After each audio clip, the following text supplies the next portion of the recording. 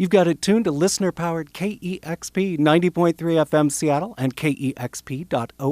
I'm DJ El Toro. Thanks for joining us on the afternoon show. I am dumbfounded with how excited and happy I am about today's special guest. We are joined by one of the greatest musicians of the last century. He was a founding member of the Velvet Underground. He has produced landmark records for The Stooges, Nico, Patti Smith, and most importantly has created an amazing body of work, including his most recent album, Shifty Adventures in Nookie Wood. Ladies and gentlemen, please welcome Mr. John Cale.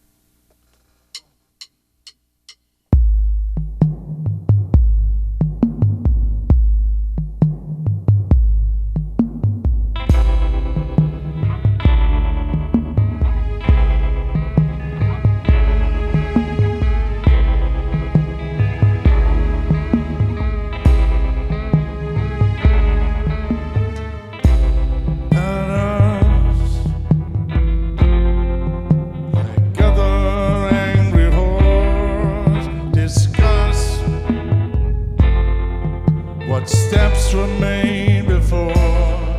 We don't need them anymore. You know more than I know. You know more than I know. You know more than I know. Instead, I read the morning news in bed. What endlessness ahead, and there's no more to be said. You know more than I know. You know more than I know. You know more than I know. The blind may see, but stay behind, relieved of all liability and greed, and there's no more that you need. You know more than I know. You know more than I know. You know more than I know.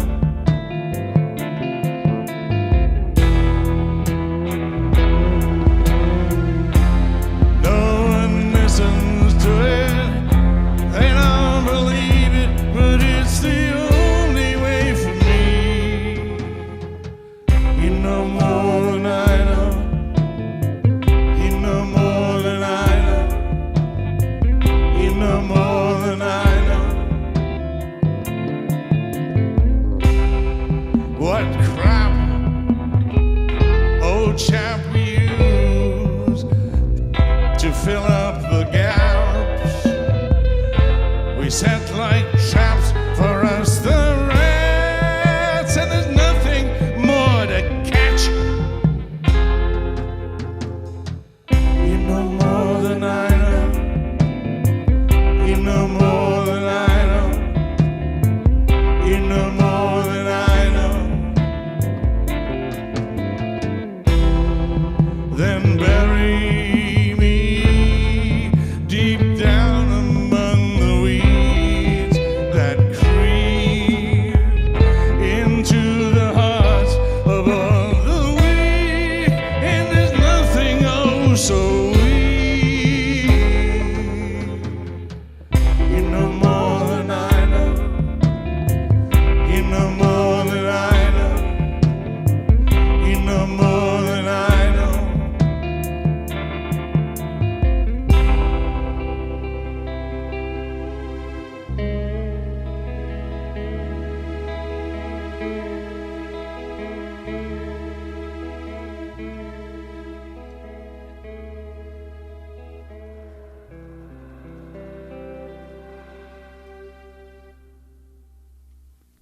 You Know More Than I Know by John Cale, live on listener-powered KEXP. Please, sir, can I have another? Yes, this is December Rain.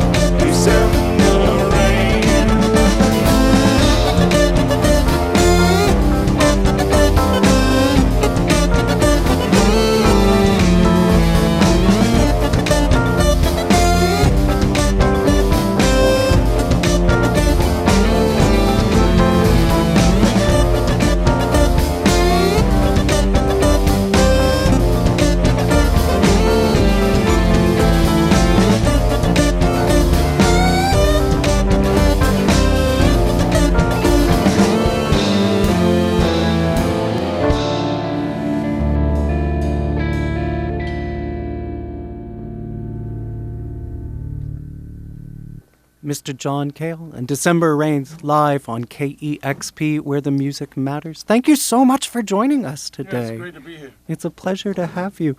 Listening to you just now, I was struck.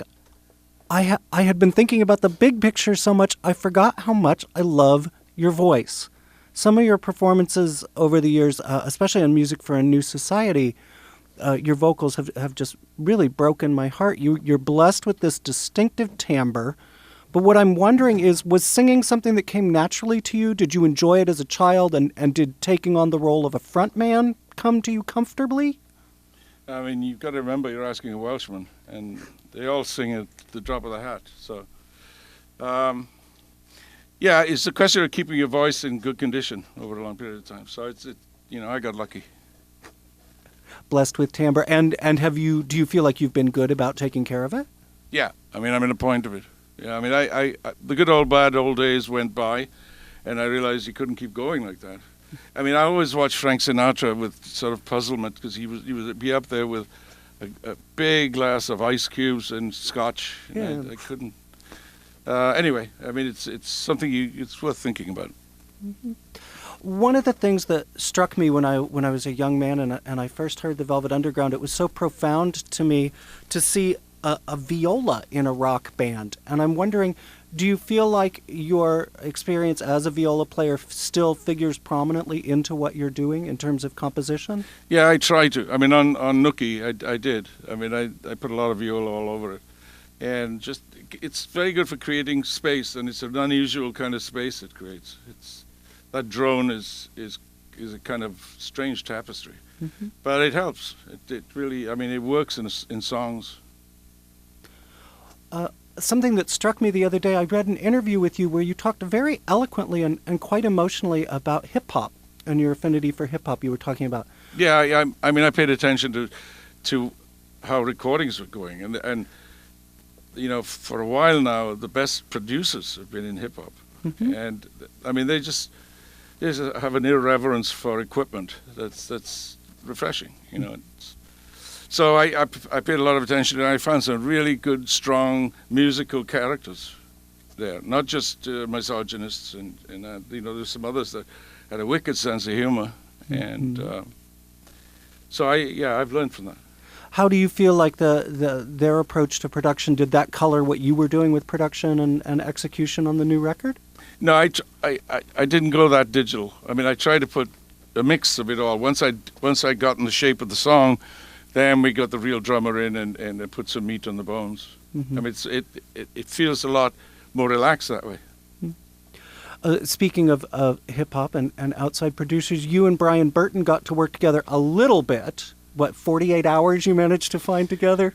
Yeah, it was fun. I mean, we just to see what would happen. We put the skeletons of some songs together, mm-hmm. and then when it came time to finish the record, I realized there was one type of song that I couldn't find in my archive, and it was one with a little Detroit feel to it. Mm-hmm. And I remembered Brian's the sessions that we did with him, and so I called him up and said, "Hey, why don't you let me finish this and see what happens? Hand over that baby and let me raise it." Right.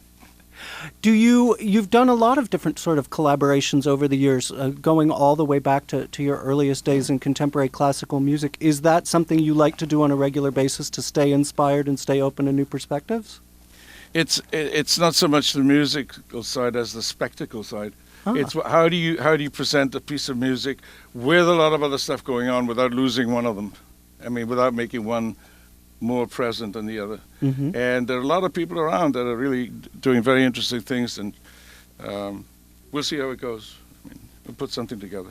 Well, now, speaking of collaborative projects, you've got this big concert, your annual homage to Nico, Life Along the Borderline, coming up at BAM, the Brooklyn Art Museum, in January. I know you did the original one for her 70th birthday.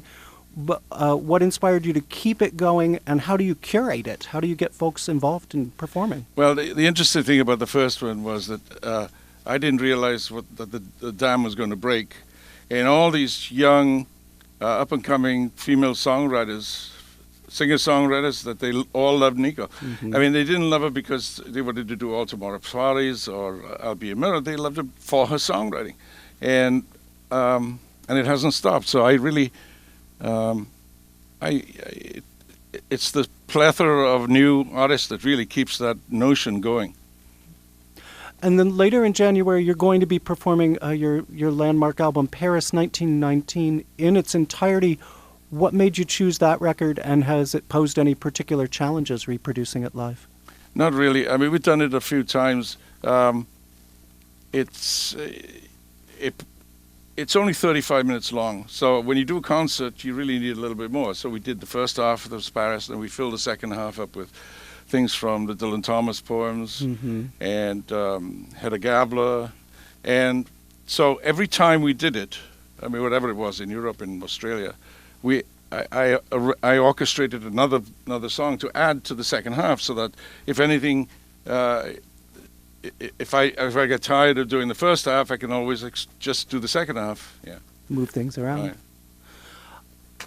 What keeps you're out touring live? Is it still exciting for you? Is it still something you enjoy? Do you still get a lot out of the feedback loop?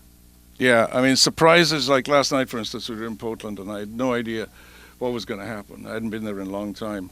And all of a sudden, spontaneously, people started jumping up and dancing, and I thought, wait a minute, that's not supposed to happen, really, is it? To which song? Well, the very first one. And they started dancing to the third and fourth, I think, where the first two were Hedda and Captain Hook. And it was very nice. I mean, it's been a while. I don't think you have to worry that you've fallen out of favor. You are still much loved. Could we hear some more music? Sure. This is, I want to talk to you.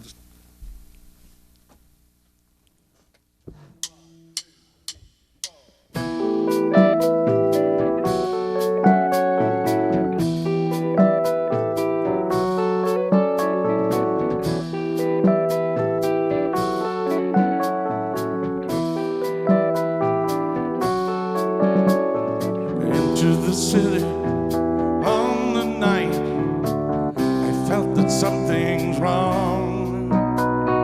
Buildings were empty, lights still on, and we were running lost. I heard you whisper in my ear that we were coming back this year, looking to find an exception this time.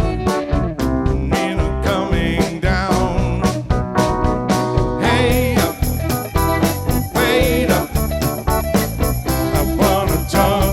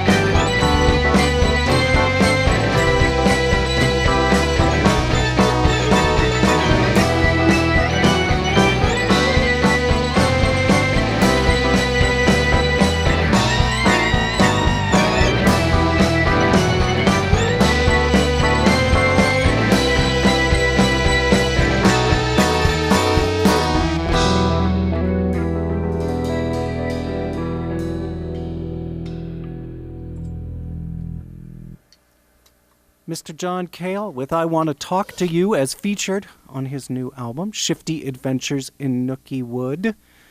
What else you got in store for us, sir? This is a song in B flat. Ooh. And 1, 2, 1, 2, 3.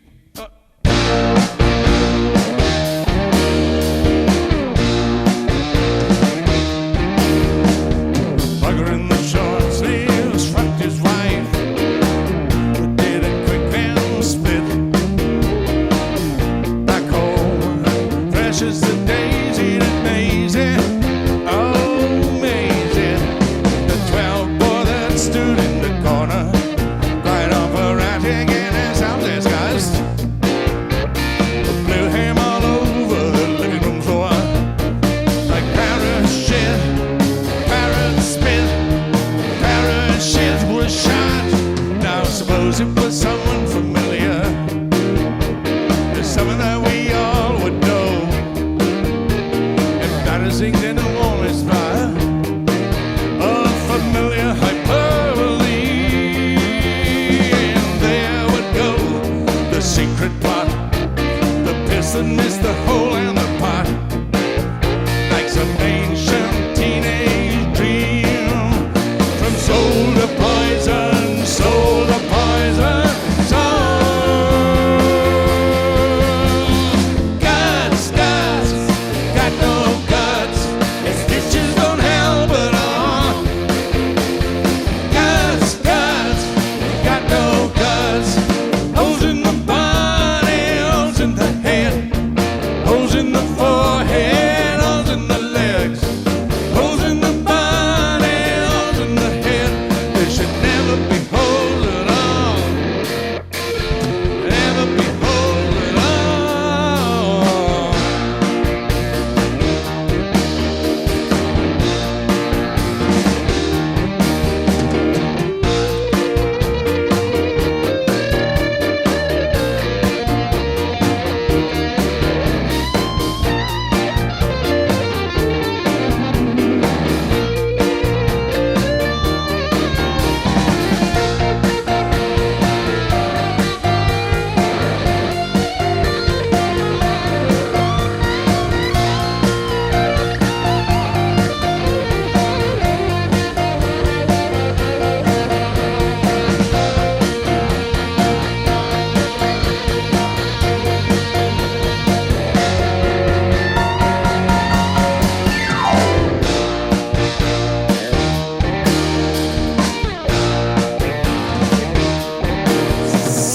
So kill all you want to more.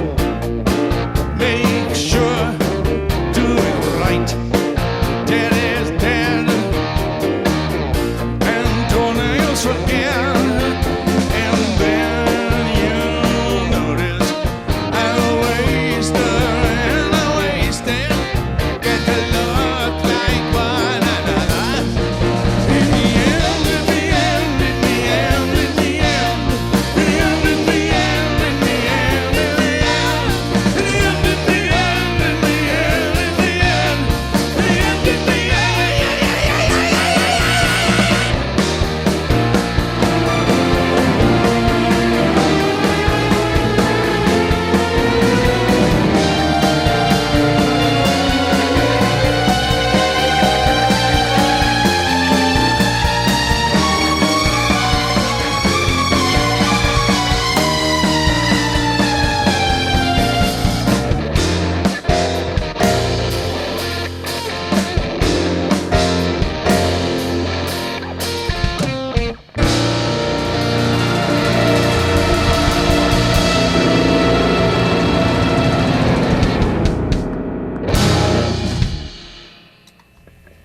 Wow.